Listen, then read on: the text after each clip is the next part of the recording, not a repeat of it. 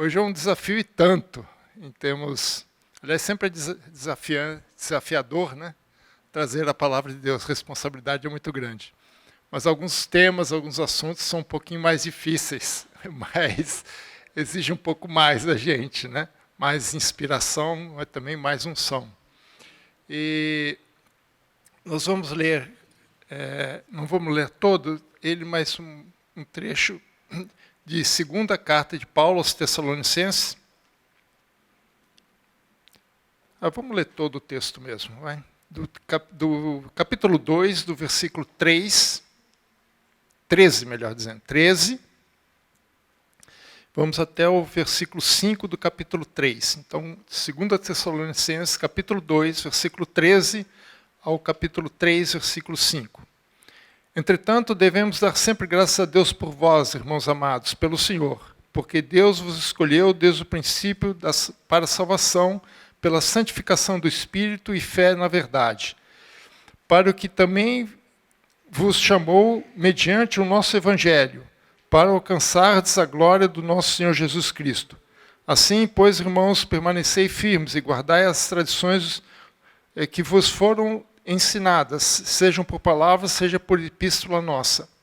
Ora, o nosso Senhor Jesus Cristo mesmo e Deus, o nosso Pai, que nos amou e nos deu eterna consolação e boa esperança pela graça, console o vosso coração e vos confirme em toda boa obra e boa palavra. Finalmente, irmãos, orai por nós, para que a palavra do Senhor vos propague e seja glorificada, como também está acontecendo entre vós, e para que sejamos livres dos homens perversos e maus, porque a fé não é de todos. Todavia, o Senhor é fiel, ele vos confirmará e guardará do maligno. Nós também temos confiança em vós no Senhor, de que não só estáis praticando as coisas que vos ordenamos, como também continuareis a fazê-los. Ora, o Senhor conduza o vosso coração ao amor de Deus e à constância de Cristo. Essa é a segunda carta que Paulo escreve à igreja de Tessalônica. A primeira e a segunda não foram escritas muito distante uma da outra. A maioria dos estudiosos dessa carta creio que foi alguns meses, talvez 3 ou 4 meses no máximo, entre uma e outra, e ele ainda estava em Corinto. O período que ele ficou em Corinto foi mais ou menos de 1 ano e meio, então daria tempo suficiente para escrever as duas cartas. Na primeira carta, ele faz algumas recomendações, alinha alguns pensamentos, ele não teve tempo de passar toda a doutrina cristã para aquela igreja, devido às circunstâncias, né, que ocorreram ali. Ele teve que sair por questões de perseguições, né, como o pastor hoje de manhã comentou, perseguições e tribulações, e ele não teve tempo de completar todo o treinamento que ele costumava fazer quando ele abria uma igreja, e formando também uma liderança para que desse continuidade ao trabalho. Então, para isso, ele escreve a primeira carta, dando essas orientações. Ele estava preocupado com a situação da igreja, por conta da situação pela qual ele teve que sair de lá, e querendo ter notícias dele, ele envia Timóteo. Né? No capítulo 3, ele vai trazer essa informação, né, que ele enviou Timóteo, ele ficou feliz de saber das informações, das notícias que ele recebeu, e depois ele dá algumas outras instruções em função do que Timóteo trouxe para ele, né, em relação às informações do que estava acontecendo na cidade. Só que depois parece que aconteceram algumas coisas que ele já estava prevendo, né? De alguns temas que ele aborda no capítulo 5, né? Depois, no final do capítulo 3 dessa segunda carta, ele volta a discutir. E tanto numa carta quanto na outra, né, ele discute muito sobre a volta de Jesus. E essa discussão da volta de Jesus está muito relacionada com o que aconteceu ali, na igreja. Falar sobre a volta de Jesus é muito bom, né, gostoso. Né, a gente tem aí a grande esperança, né, da volta. Só que quando a gente fala de volta de Jesus, a gente também tem que falar de outra coisa que já não é tão agradável fazer, né? Porque sempre o diabo vai querer atrapalhar os planos, né? Embora a gente saiba que ele jamais vai conseguir, mas ele vai querer, né, atrapalhar os planos, pelo menos dificultar, né? Então, depois de trazer uma explanação acerca das profecias sobre a volta de Jesus, Paulo também volta a se preocupar também, como ele sempre faz, a trazer uma teologia que a gente chama de teologia prática ou aplicada, né, para a vida cristã, porque ele estava com preocupação de que as pessoas ficassem somente focadas naquilo que estava sendo ensinado acerca da volta de Jesus. Então, pensar muito na volta de Jesus e esquecer que ainda até Jesus voltar tem um tempo, não sabemos quanto, né? Então, Paulo estava preocupado para que eles deixassem de lado, né, o que Deus desejava fazer àquela igreja no tempo presente, né, como até hoje, né? Então, a ênfase que Paulo dá nessa carta é sobre a verdade da palavra de Deus em contraste com a grande mentira de Satanás. Por que isso? Porque ao mesmo tempo que Cristo vem se manifestar, Satanás também vem se manifestar. E essa é uma preocupação que ele traz, né? No capítulo 2, versículo 3 e 4, Paulo traz esse tema, né? Ele diz assim, capítulo 2, 3 e 4, faz, ninguém de nenhum modo vos engane, porque isto não acontecerá, isso o quê? A volta de Jesus. Né? A volta de Jesus não acontecerá sem que algo aconteça antes, né? E é isso que ele vai discutir. Sem que primeiro venha a apostasia e seja revelado o homem da iniquidade, o filho da perdição, o qual se opõe e se levanta contra tudo que se chama Deus ou é objeto de culto, a ponto de assentar-se no santuário de Deus, ostentando-se como se fosse o próprio Deus.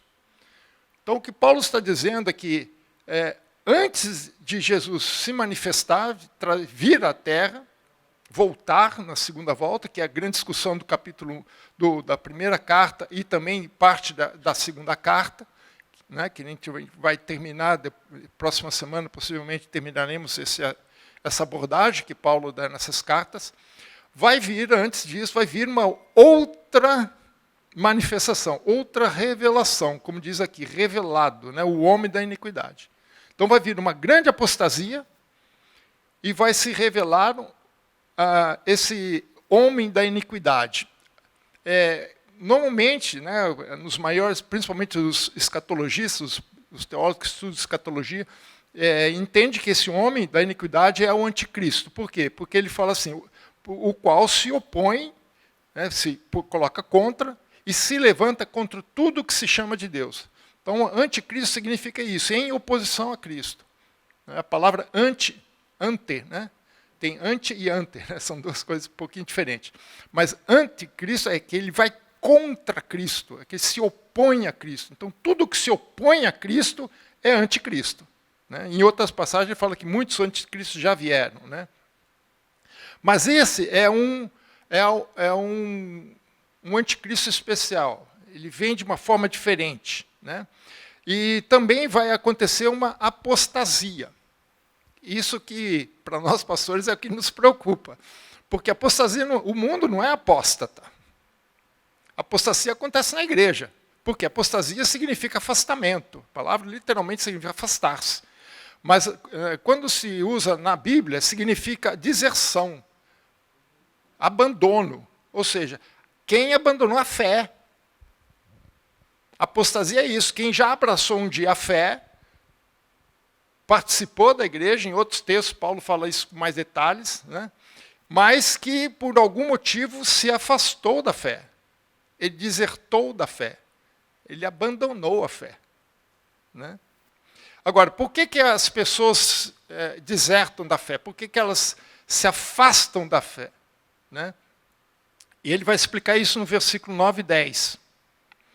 Versículo 9 diz assim, ora, o aparecimento do iníquo dessa pessoa é segundo a eficácia de Satanás, com poder, sinais e prodígios fake, de mentira. Né? Hoje é muito fake a palavra do momento. Né? Poder, sinais e prodígios de mentira. E com tudo e com todo engano de injustiça aos que perecem, porque não acolheram o amor da verdade para serem salvos. Então, esse aparecimento do iníquo é o que vai trazer a confusão e muitos vão se apostatar da fé. Veja, aqui tem esse texto, ele é bem complexo, porque ele tem muitos jogos de ideias, e Paulo faz esse jogo de ideias através de jogos de palavras. Por exemplo, ele fala aqui, aparecimento do iníquo. O tema que ele traz em Tessalonicenses é a volta de Jesus, ou como a gente fala em teologia, a parousia. Né? A palavra que ele fala aqui, aparecimento do iníquo, é a mesma, é parousia. Então ele está fazendo um paralelo, né? Assim como vai ver a parousia de Jesus, antes dessa vai vir uma outra parousia, que é desse iníquo. Com o objetivo de quê? Enganar. Com o objetivo de quê? Que as pessoas pensem que é ele. Porque ele vai trazer poder, vai fazer isso com poder, com sinais e prodígios. Para enganar. Lógico que não é prodígios verdadeiros, são falsos, mas vão enganar a muitos. Então, esse aparecimento é uma segunda parousia, quer dizer, é uma parousia não de Cristo, mas dele. Então ele já vem, veja só, a própria palavra que Paulo usa aqui já mostra que ele vem para enganar. Depois ele fala assim, segundo a eficácia de Satanás, ou seja, Satanás vai estar por trás dessa parousia, vai estar por trás dessa ação, desse iníquo. Todos esses poderes, sinais e prodígios não vão ser feitos por ele, propriamente dito, não é pelo poder e autoridade dele, mas pela ação de Satanás por trás. Por quê? Porque eficaz aqui diz, de acordo com a ação, a atividade e o poder. Então, ele vai vir sob o poder de Satanás. Assim como Jesus vem com o poder de Deus, lembra que ele fala, quando vai embora, né, antes, quando ele sobe lá na Monte das Oliveiras, ele fala assim, toda a autoridade de Deus me foi dada. Todo o poder está na minha mão. Então, o Satanás vai fazer a mesma coisa, vai entregar o poder dele nas mãos desse iníquo para enganar. Né? Agora, essa enganação é própria de Satanás. Ele é o enganador. Jesus fala lá em João capítulo 8, versículo 44. João 8, 44. Jesus diz assim, aliás, João é um capítulo importante para entender isso aqui também. Ele diz assim, vós sois o diabo, que é o vosso pai, e quereis satisfazer-lhes os seus desejos. Ele foi homicida desde o princípio, jamais se firmou na verdade, porque nele não há verdade. Então, tudo nele é falso. Né? Ele não tem poder nenhum. Tudo que ele faz, né, é mentira. Né? Quando ele profere mentira, fala que lhe é próprio, porque ele é mentiroso e pai da mentira.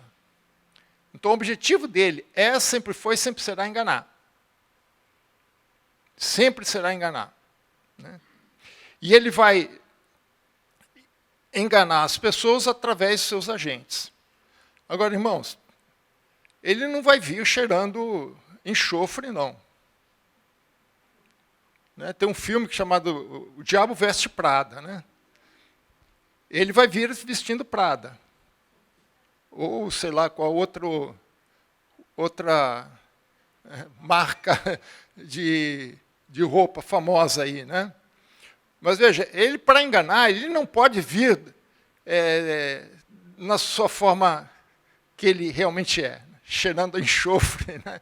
Não sei quantos já fizeram churrasco, né? Eu sei que alguns aqui são pilotos de churrasqueira, né? Eu já fiz muito isso na casa do meu sogro. Chegava em casa cheirando a fumaça, cheirando a carne. Né? Chegar em casa, tem que, primeira coisa, tira a roupa, põe para lavar e toma um banho. Porque não aguenta, né? É mais ou menos isso. Né? Mas Satanás não vai vir assim.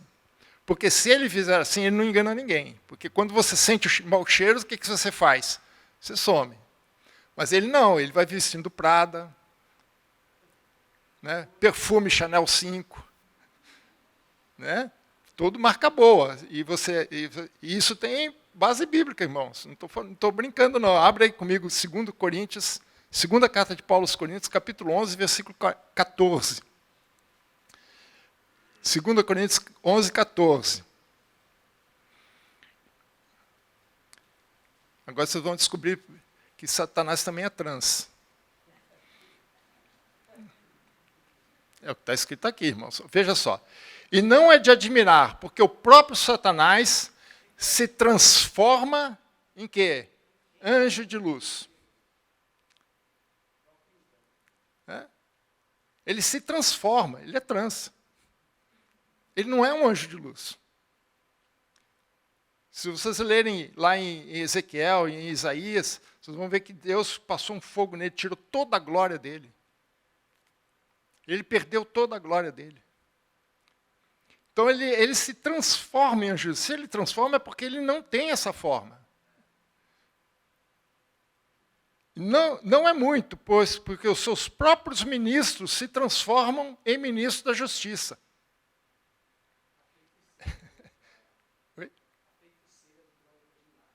É, a feiticeira das Crônicas de Nárnia, é isso mesmo. Então ela se transforma em ministro da justiça. Mas eles não são ministros da justiça. É uma falsa justiça. E o fim deles será conforme as suas obras. Então veja, irmão, Satanás não vai vir para enganar, né, de qualquer jeito. Ele vai vir preparado. Ele vai vir de uma maneira que as pessoas vão acreditar nele. Principalmente se ele fizer esses sinais e prodígios. Porque tem gente, irmãos, que gosta de ver as coisas, né? Aquele tal do ver para crer. Mas Jesus falou, se você vê para crer, não é fé. Né? Você tem que crer para ver. E não ver para crer. É ao contrário. Né? Jesus mesmo disse isso. Né? Não te disse eu que se creres, verás a glória de Deus? Mas tem gente, irmãos, que gosta de ver essas coisas e acaba se enganando. Né? Capítulo 2, versículo 11 e 12. Voltando lá para Tessalonicenses. Capítulo 2, 11 e 12. E é por esse motivo, pois, que Deus manda a operação do erro, para darem crédito à mentira, a fim de serem julgados todos quantos não deram crédito à verdade. Antes, pelo contrário, deleitaram-se com a injustiça. Novamente, aqui um jogo de palavras, um jogo de ideias. Né? Não creram na mentira, não creram na verdade. Né? É a mesma palavra. Mas veja só aqui, irmãos. Quem é que manda a operação do erro? É Satanás. Desculpa, é Deus. Por esse motivo, Deus manda a operação do erro. Para quê? É isso que vocês querem? Então está aqui. É isso que vocês desejam? Então tá bom, seja feita a sua vontade. Ou seja, Deus está no controle de todas as coisas. Embora para nós, aparentemente, as coisas vão estar complicadas, mas Deus está no controle de todas as coisas, porque é dele que está mandando. E quem manda, ele tem autoridade sobre. Satanás só pode fazer aquilo que Deus permite. Ele não pode passar dos limites. Porque ele sabe que se ele der um pezinho para fora do limite, o que acontece? Ele precipita o juízo contra ele. Ele pode ser tudo, menos burro. Então Deus está no controle. A operação do erro é um instrumento do juízo de Deus sobre aqueles que rejeitam a verdade. Veja o que ele diz. Ele manda a operação do erro para quê? Para darem crédito à mentira. Irmãos, é impressionante, mas é mais fácil as pessoas acreditarem na mentira do que na verdade. Pode ver. Ontem tocaram uma música aqui, né, que eles falam exatamente isso, né, na reunião das mulheres. Né? Acreditou na mentira e não na verdade. Né? A música fala sobre isso. Né? Então Deus, vendo que as pessoas não aceitam a verdade, então tá bom, vocês querem mentira? Está aqui. Mas veja, Deus é que está no controle, Deus é quem manda. Isso é uma ação de Deus. Isso é um propósito de Deus, é um julgamento de Deus contra aquelas pessoas. E por que isso? Romanos 1, versículo 25. Veja, as pessoas querem a mentira, é impressionante, parece que eles gostam da mentira. Falar a verdade, aliás, hoje em dia, falar a verdade não está em moda. Né? É só abrir os jornais que a gente vê isso. Né? Veja, Romanos 1, 25. Pois eles mudaram a verdade de Deus em mentira. Mudar a verdade de Deus em mentira significa distorcer, mudar de forma... Eu costumo falar que você pode falar muita mentira falando somente a verdade. Você pode falar um monte de verdade, né? Mas essas verdades, quando você coloca em conjunto, ela é uma mentira. É o que a Bíblia, Paulo chama de sofisma. Né? Tem um texto que Paulo fala que a arma das nossas milícias são poderosas para destruir fortalezas. Fortalezas e sofismas. Fortalezas são estruturas de pensamento que você não consegue quebrar. A pessoa se encastela naquele pensamento, naquela ideologia e não sai. Tem pessoas, irmãos, a gente não pode falar muito aqui, né? Mas que você fala para a pessoa não aceita. Você mostra, você pode até desenhar, mas a pessoa não vai. Isso são estruturas de pensamento. Se Paulo já fala lá, são fortalezas. E sofismas é esse pensamento distorcido. Hoje nós usamos outra palavra, chamamos de narrativa. A palavra que mais se usa hoje em dia é narrativa. São as narrativas, são as distorções. Pega um monte de fatos verídicos, verdadeiros, mas conexas esses pensamentos de forma errada. Às vezes nem tem uma conexão com a outra, na verdade. Às vezes não tem nada, mas faz as pessoas crerem que tem, as pessoas imaginam que tem, e por conta disso leva as pessoas a acreditar na mentira. Essas distorções, por isso que ele fala assim, eles mudaram a verdade de Deus em mentira. Eles distorceram a verdade de Deus. E ele continua adorando e servindo a criatura em lugar do Criador, o qual é bendito eternamente. Amém. Então, por isso que as pessoas querem, eles mudaram. Não foi alguém que fez lá com a mudança. E veja o versículo, Romanos 1, 28, ele repete essa ideia de uma forma um pouquinho diferente. É assim, 1, 28. E por haverem desprezado o conhecimento de Deus, ou seja, a verdade de Deus, o próprio Deus, olha aqui, a justiça de Deus, novamente, a ação de Deus. O próprio Deus os entregou a uma disposição mental reprovável para praticarem coisas inconvenientes. É como ele diz assim, é isso que vocês querem? Então vai. É isso que vocês estão querendo para vocês? Tudo bem. Agora, o problema é de vocês. Você sofre as consequências. Você tem todo o direito de escolher. A escolha é tua, mas as consequências não. As consequências virão conforme a tua escolha. Escolha o que você quiser, mas você vai...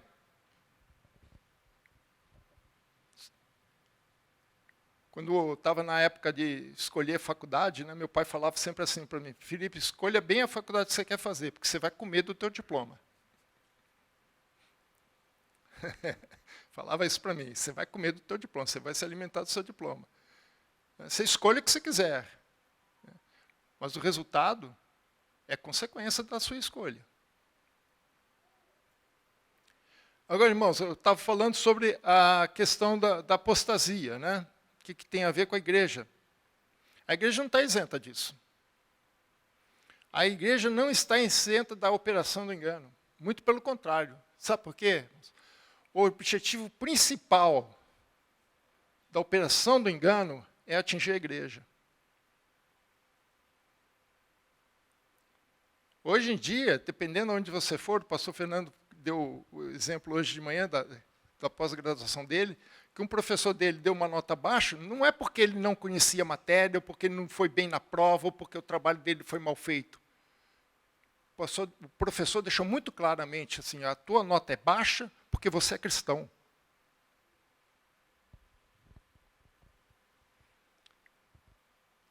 A gente pensa que a perseguição é só lá no Afeganistão, ou na Coreia, na China. Há uma perseguição sutil nos dias de hoje aqui no Ocidente. É muito sutil. É que eu não posso falar aqui, mas a gente está vendo o que está acontecendo. Né? Se pudesse, eu falava. Né? Senão derruba aqui o nosso link.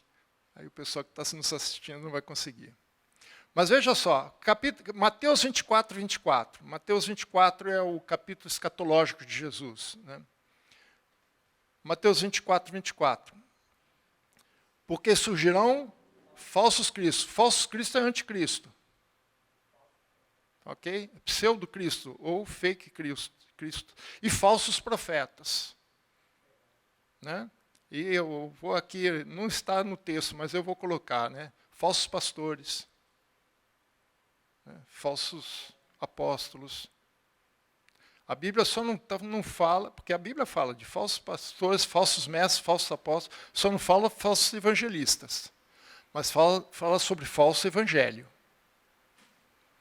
Então veja, surgirão falsos cristos, falsos profetas, operando, novamente aqui, operando grandes sinais e prodígios, para quê? Para enganar, se possível for quem? Os próprios eleitos. Ou seja, se possível for, ele vai te enganar. Se possível for, ele vai te tirar da igreja.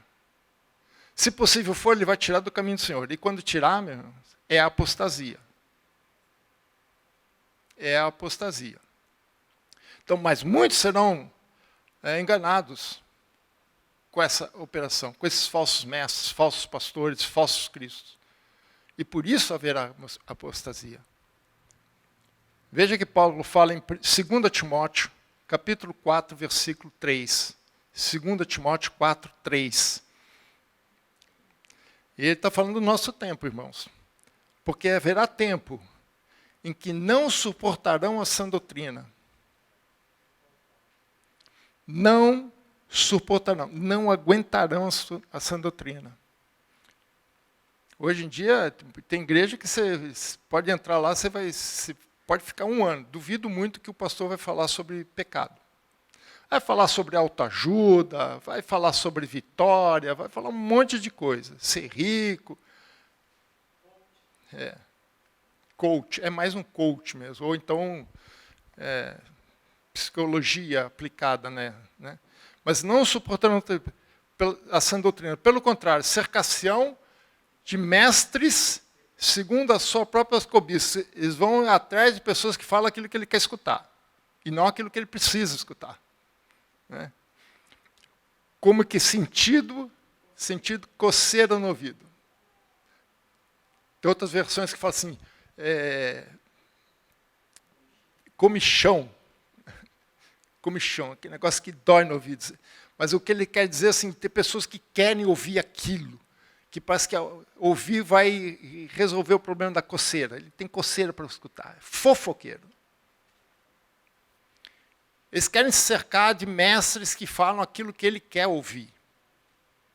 Eles vão atrás de pessoas que vão satisfazer o seu ego, as suas próprias cobiças. Não querem ouvir a verdade, mas querem ouvir apenas aquilo que lhes agrada e que lhes convém. O resultado disso não pode ser outra, apostasia. Né? Ainda em Paulo, em Timóteo, só que na primeira carta de Paulo, capítulo 4, novamente, versículo 1 e 2, 1 Timóteo 4, 1 e 2. Isso aqui também é um sinal para nós, viu, irmãos? Ele diz assim, olha, o Espírito afirma expressamente. Essa palavra aqui em grego é forte, pessoal. Não é palavrinha fraca, não. Expressamente é muito forte em grego. Que nos últimos tempos, alguns apostatarão da fé. Alguns são da igreja. Nem todos apostatarão, óbvio. Mas alguns se apostatarão da fé. Por quê? Por obedecer a espírito enganadores e a ensino de demônios. Aqui não é sã doutrina. Pela hipocrisia dos que falam mentiras. E tem cauterizado a própria consciência. Cauterizado, na medicina usa muito, né? Colocar fogo, né? Para fechar. Né? O que acontece depois de uma cauterização, né? É que aquela região fica insensível, você não sente, você não tem mais terminações nervosas, né? Então você não sente mais. Você pode bater ali, você pode pegar um uma agulha, espetar, que ele não sente nada. É isso que significa cauterizar a própria consciência. A consciência dele já está insensível à palavra de Deus. Você não consegue mais penetrar ali. Aí a cabeça dele já foi.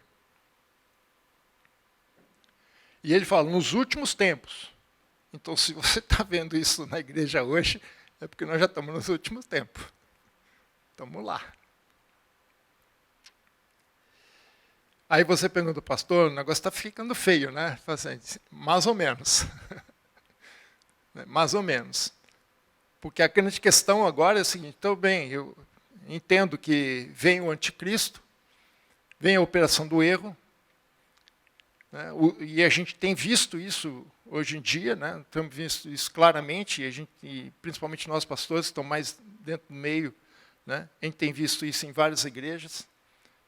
Né? Não precisa ir muito, não. No YouTube você acha bastante coisa desse tipo. Né? E como é que a gente pode se proteger disso? Como é que a gente pode resolver isso? Como é que eu posso me precaver contra isso? Porque a intenção de Paulo é exortar as pessoas para aquilo que vai acontecer, mas ele não simplesmente diz que vai acontecer e fala assim, agora se vira.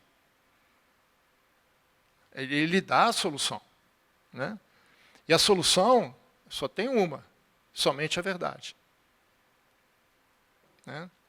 Então, nessa carta, Paulo nos apresenta 4 atitudes que nós devemos ter em relação à verdade, quer dizer, a palavra de Deus, né, para que nós não sejamos enganados, né, por essa mentira, que não sejamos pegos por essa mentira.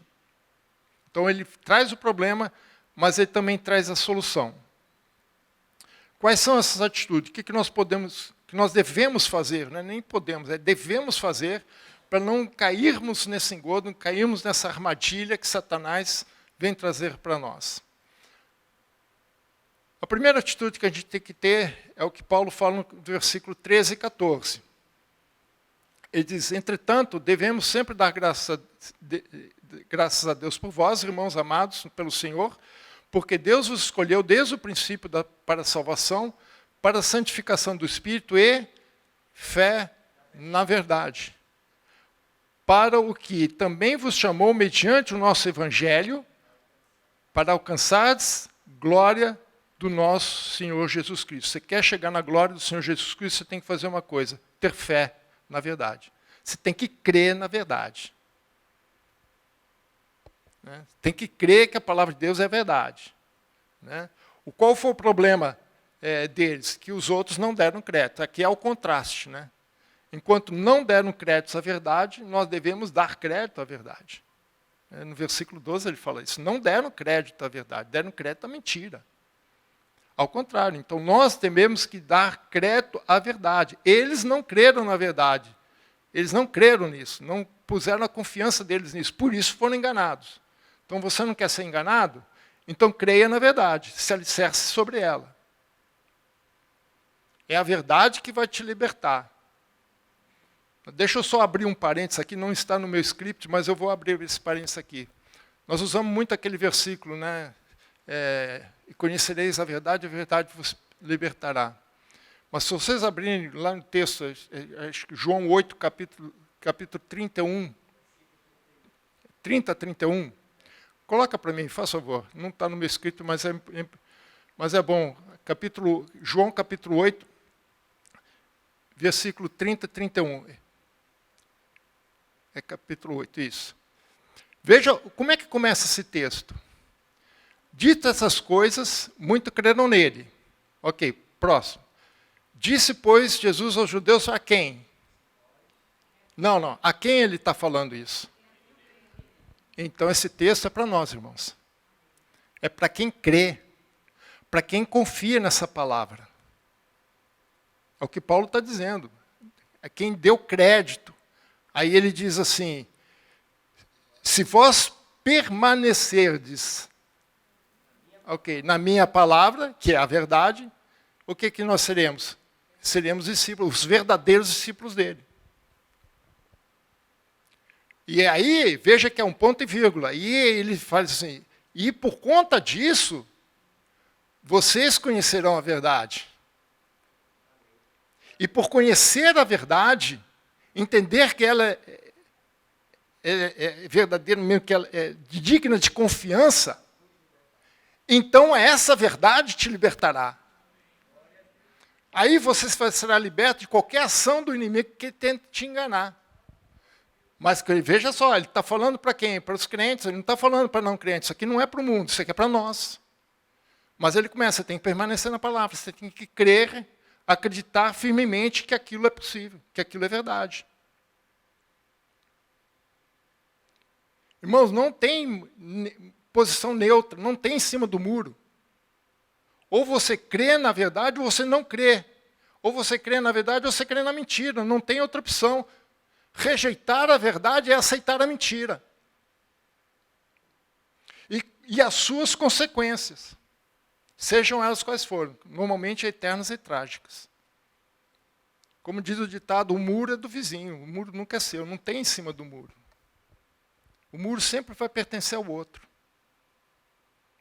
Não tem muro em cima de uma linha. Você pode dividir um muro em dois, mas uma parte é seu, outra é dele. Normalmente você põe dentro da sua propriedade e ele e o seu vizinho na do outro. Então, o muro é do inimigo, é do outro lado. Então, não fique em cima do muro, porque se você está em cima do muro, você está do outro lado. Então, não dá como se manter neutro. Você tem que confiar, você tem que acreditar na verdade, que aquilo realmente é verdade. Hebreus 11:1, a gente conhece bem esse texto, né, mas eu quero destacar duas palavras aqui que a gente às vezes foge um pouco delas. Hebreus 11:1, que é a definição de fé. Né? Ora, a fé é a certeza das coisas que se esperam e a convicção das coisas que não se veem. Duas palavras são chaves aqui. A primeira é certeza.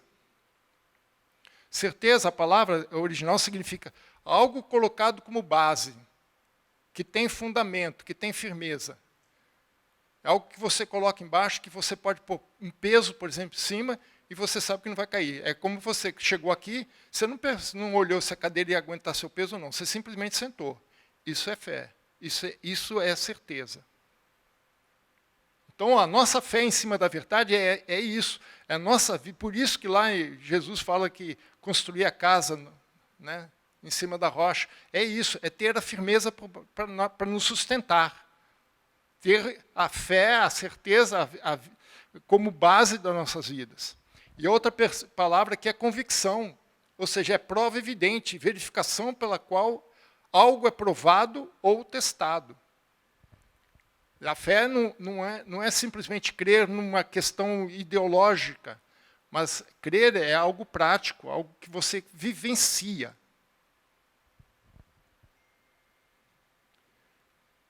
A segunda atitude que nós devemos ter em relação à fé, para nos protegermos de qualquer engano, é guardar a verdade. Versículo 15, 2:15.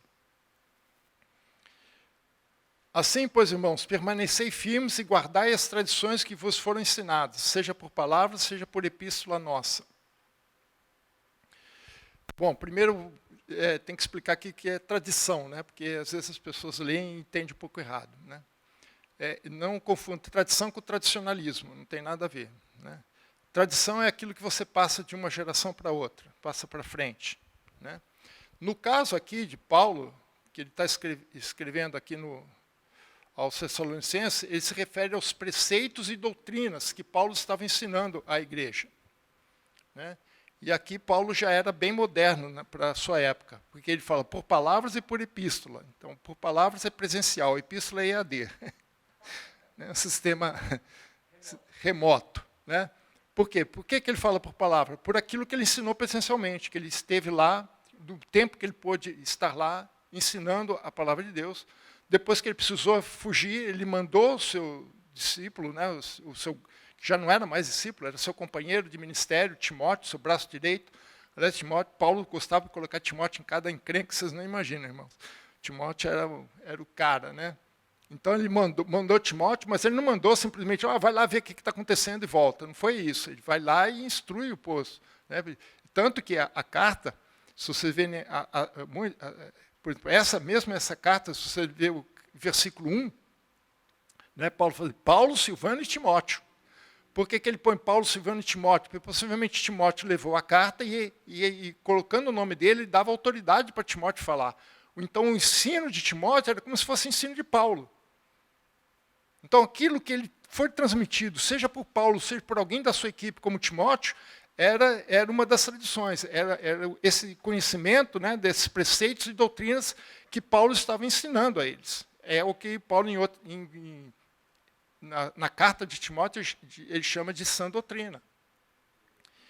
E por epístola, pode ver que ele está no singular, né? Não é epístola no plural, epístola singular, porque ele está falando referenciado à primeira carta.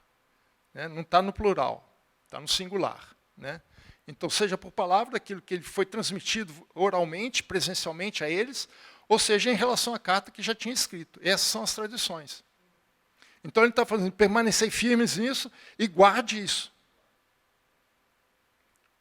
Né? É isso que ele está dizendo aqui. Guardar, irmãos, significa tomar posse, ter sob domínio, controlar. É a mesma palavra que nós usamos, por exemplo, em várias palavras em português, como democracia, demos kratos, poder do povo. É a mesma palavra, é o mesmo radical, kratos. Né? Então, tenha posse, tenha domínio da palavra, conheça a palavra, tenha esse domínio. Como diz lá no Antigo Testamento, né? Meu povo perece por falta de conhecimento. Não conhece a palavra. Né? Como o pastor também, lembrando aqui o exemplo que o pastor deu, como diz na Bíblia, né? Faça a tua parte que eu farei a minha. Onde é que está isso? E tem muitas coisas desse tipo, né? Conceitos que não estão na Bíblia, né? E o pessoal usa. Não vem pelo amor, vem pela dor. Né? Conceitos que não tem na Bíblia. Né? Então, às vezes, as pessoas têm problemas porque não guardam, não têm domínio, não conhecem a palavra de Deus. Né? Não sabe como, não tem como. E como é que você vai permanecer firme de uma coisa que você não... Né? Veja que Paulo fala em Gálatas 1:23. Gálatas 1:23. Se é que permaneceres na fé, alicerçados e firmes, não vos deixando afastar da esperança do evangelho que ouviste e que foi pregado a toda criatura debaixo do céu, do qual eu, Paulo, me tornei ministro. Seja alicerçado. Lembra da questão do alicerce? A fé, o nosso alicerce. Firmes, guardando posição, controlando, não se deixando se demover da posição.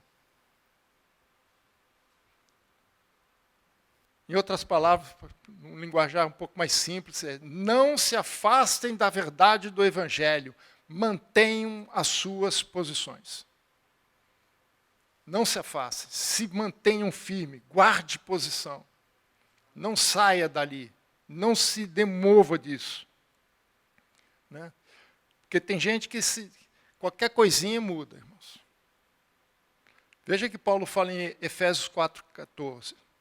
Efésios 4:14. Para que não sejamos mais como meninos. Quando ele fala de meninos, ele não está falando, ele está falando de criança, mas ele está falando principalmente de maturidade espiritual. É disso que ele está falando. Não seja como menino. Né? A gente vê aqui a criançada andando para lá e para cá, se vê como eles são agitados, eles gostam disso. Né? Não sejam como meninos, agitados de um lado para o outro. Agora veja que ele fala, levados ao redor por todo o vento de doutrina, pela artimanha. Artimanha é mentira. Né? Dos homens, pela astúcia com que induzem ao erro. Se a pessoa não se firma, né, qualquer ventinho de doutrina ele vai. E a gente tem visto nos últimos anos, né, agora parece que acalma um pouquinho, mas sempre tem. Né? É isso aqui, a pessoa corre para lá. É isso ali, corre para lá. Cada hora é uma coisa. Não se firma na palavra. Né? Tem uma frase que sobre a Bíblia diz assim, Não há nada de novo na Bíblia. E o que é de novo não está na Bíblia. Não há nada de novo na Bíblia. Né? E o que é de novo, o que há de novo, não está na Bíblia. Então esquece, irmão. Cuidado com o vento de doutrina. Mas como é que você sabe que é vento de doutrina? Você não conhece a palavra, você não guarda a posição, você se muda qualquer coisa. Conhece aquele ditado, cachorro que tem muito dono, morre de fome? Aí vai numa igreja, vai noutra igreja, vai noutra igreja, vai noutra igreja. Ah, porque o pastor é bonzinho, o pastor fala isso, o pastor não sei o quê. Vai para cá, vai para lá, vai para lá. E não. Mas, infelizmente, são pessoas que não guardam posição, não guardam a verdade, não se firmam, não se alicerçam. Aí não tem raiz, irmãos. Aí fica que nem... Quem conhece hortaliça, né? Você quer fazer uma coisa rápida, planta alface. Mas se você quiser uma coisa mais duradoura, planta carvalho. Nós somos carvalho de justiça, não somos alface de justiça. Tem que ter firmeza, tem que ter raiz. E a raiz é onde é que é? Na palavra.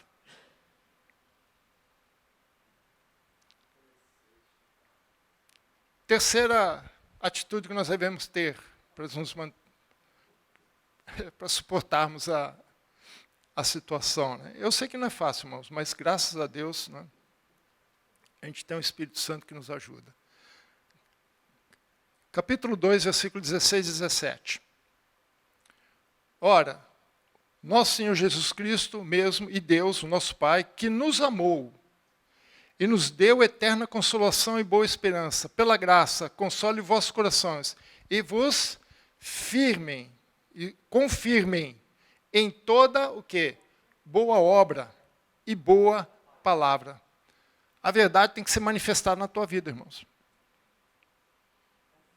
Ela tem que ser transformada, ela tem que ser evidenciada através das boas obras. Eu sei que ninguém é salvo por obras. Mas são as obras que evidenciam se você é salvo ou não. Isso é o tema de Tiago. Mostra a tua fé sem as obras, que eu mostro pelas minhas obras a minha fé. Esse é o argumento de Tiago. Como é que o mundo vai saber que você é salvo? Tem gente que é agente secreto, né? Mas como é que o mundo vai ser salvo? Porque eles vão ver você, alguma coisa que eles não têm. Eles vão ver, não é possível, esse cara é de outro planeta. É de outro mundo. Aí você fala, eu sou mesmo, não sou dessa terra, sou do céu. Então nós temos que confirmar a nossa fé através da nossa obra. Nós temos que evidenciar a nossa fé, o que nós cremos, mostrar ao mundo a verdade através das nossas vidas. As pessoas têm que olhar em você e ver a verdade em você. Eu já falei essa frase aqui, usei em outra situação, quando eu falei de Tessalonicenses, mas capítulo 2, eu vou repetir aqui, porque o modo que vivemos faz parte da mensagem que proclamamos. Vou repetir, o modo que vivemos faz parte da mensagem que proclamamos. Porque não adianta nada você falar uma coisa e fazer outra. Se as atitudes não são coerentes com as nossas palavras, o testemunho perde eficácia. O nosso falar e o nosso agir tem que estar em concordância. Lembra que lá no outro texto nós falamos de hipócritas, hipocrisia. A palavra hipócrita é também de origem grega. No original, sabe o que significa? Ator, aquela pessoa que atua num teatro. Porque ele é uma pessoa que está fingindo ser outra. Isso é um ator. Esse é o significado da palavra hipócrita em grego. Tem gente que é um ator. Está fingindo. Ele é um personagem. Né? Você olha para a pessoa, é um personagem. A gente escuta muitas historinhas e piadas, né, de enterro, né, que o homem morreu, né? Aí a pessoa fala, não, porque ele era um bom marido, não sei o quê. A mulher chega para você, o que foi? Eu quero ver se é o mesmo, porque você está falando uma coisa, não é o que bate comigo. Né? Por isso que quando eu enterro, eu nunca falo ele foi um bom marido, um bom pai, porque eu não sei como é que ele foi mesmo. Né? Mas o nosso agir, o nosso falar, tem que ser coerente. As pessoas têm que olhar para você, fazendo, não você fala, faça o que eu falo, mas não façam o que eu faço. Isso não funciona, irmãos. Jesus fala lá em Mateus capítulo 7, no final do Sermão do Monte, né, 24 e 25. Que ele fala que é bem conhecido, né? Capítulo 7, Mateus 24, 25. E todo aquele, pois, que ouve as minhas palavras e as praticam, será como um homem prudente que edificou a sua casa. Edificou a sua casa. Nós somos a casa de Deus. Como é que nós estamos edificando a nossa casa? Edificou a sua casa sobre a rocha. E caiu a chuva, olha só, irmão, caiu a chuva, transportou rios, já tinha enchente naquela época. Soprou vento, deram com ímpeto sobre a casa, e o que aconteceu? Não caiu. Mas se vocês continuarem, eu não vou ler aqui, mas se vocês continuarem, assim, o homem, ele vai falar assim, o homem que ouve umas palavras e não as praticam, é como se fez na areia. E ele vai falar a mesma coisa. Caiu a chuva, transportou o rio, sopraram ventos. O mesmo problema que aconteceu com um, acontece com o outro. Mas qual é a diferença entre um e o outro? Por que a casa ficou e o outro não? Pela base. Por aquilo que ele tem embaixo. Por aquilo que sustenta. Por isso que Tiago, que era irmão de Jesus, né? Tiago era irmão de Jesus. Capítulo 1, versículo 22. Aliás, muitas frases de Tiago, né, tem paralelos com o Sermão do Monte. Né? Tiago 1, 22, ele fala, tornai-vos, pois, praticantes da palavra, e não somente ouvintes. O que ele fala em seguida? Enganando-se a quem? A vós mesmos. Você está se enganando, irmãos. Se você simplesmente ouve, mas não pratica, você está se enganando. E se você se auto-engana, você é a presa mais fácil para ser enganado pelo diabo. Você já está ali na berlinda. Né?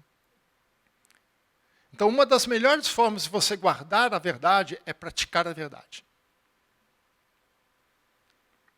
E quarta última a atitude que nós devemos ter é compartilhar a verdade. Capítulo 3, versículo 1 a 4. Finalmente, irmãos, quando ele está concluindo a ideia, né? Irmãos, orai por nós, para que a palavra do Senhor se propague e seja glorificada, como também está acontecendo entre vós, porque eles também estavam praticando a palavra. E para que sejamos livres dos homens perversos e maus, porque a fé não é de todos. Todavia o Senhor é fiel. Ele vos confirmará e guardará do maligno. Se você mantiver a sua posição em Cristo, crendo na verdade, guardando a verdade, praticando a verdade, Deus te guardará. E naturalmente você vai propagar a verdade. Nós também temos confiança em vós, no Senhor, de que não só estáis praticando coisas que ordenamos, as tradições, como também continuareis a fazê-lo. É um ato contínuo. Agora, não é possível compartilhar aquilo que não cremos. Né? E podemos compartilhar com mais eficácia aquilo que praticamos. Porque eu posso dizer assim, funciona. Experimenta que funciona. Experimenta que funciona. Quando cremos na verdade, ela muda a nossa vida. Ela tem que mudar. Temos que ser transformados pela verdade. E aquilo que muda a nossa vida, o que nós queremos fazer? Compartilhar com os outros. Então, o que cremos, quando cremos, ela muda a nossa vida. E o que muda a nossa vida deve ser compartilhado, deve ser passado para os outros. Quando estava lendo esse texto, eu lembrei de Isaías, capítulo 6, versículo 8. Esse texto de capítulo 6, introdução, é o chamado de Isaías. No ano que morreu o rei Uzias, ele viu o Senhor assentado no seu alto sublime trono. E tem um momento quando ele vê toda aquela glória de Deus, ele fica assustado, num ato, né, natural dele, ele fala assim, ai que eu vou morrendo, porque eu vi o Senhor, né, porque eu sou um homem de lábios impuros e habito no meio de um povo de impuros lábios. E aí Deus manda um anjo tocar nos lábios dele com uma brasa do altar. E logo em seguida, Deus pergunta, quem há de ir por nós? E ele diz, envia-me a mim. Por que ele aceitou o desafio? Porque ele percebeu a transformação que Deus fez na vida dele. Ele percebeu que ele não era melhor que o seu povo, porque ele tinha os lábios impuros, assim como o povo tinha os lábios impuros. E ele viu, acima de tudo, que se Deus solucionou o problema dele, ele poderia solucionar o problema do povo. Então, ele disse, eu quero ir. Quero ir levar a solução para os outros. Eu quero ir porque eu experimentei a solução na minha vida. E eu quero que meu povo também tenha a solução. E quero terminar com as palavras de Paulo, como eu fiz a outra semana passada, eu quero terminar também com essa frase, versículo 6. Vamos colocar de pé, chamar o pastor também aqui.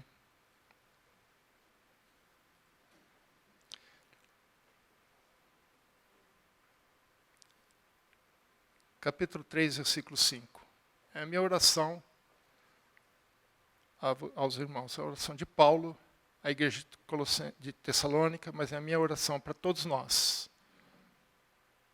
Ora, o Senhor conduz o vosso coração em amor de Deus e a constância de Cristo. Amém? Deus os abençoe, irmãos.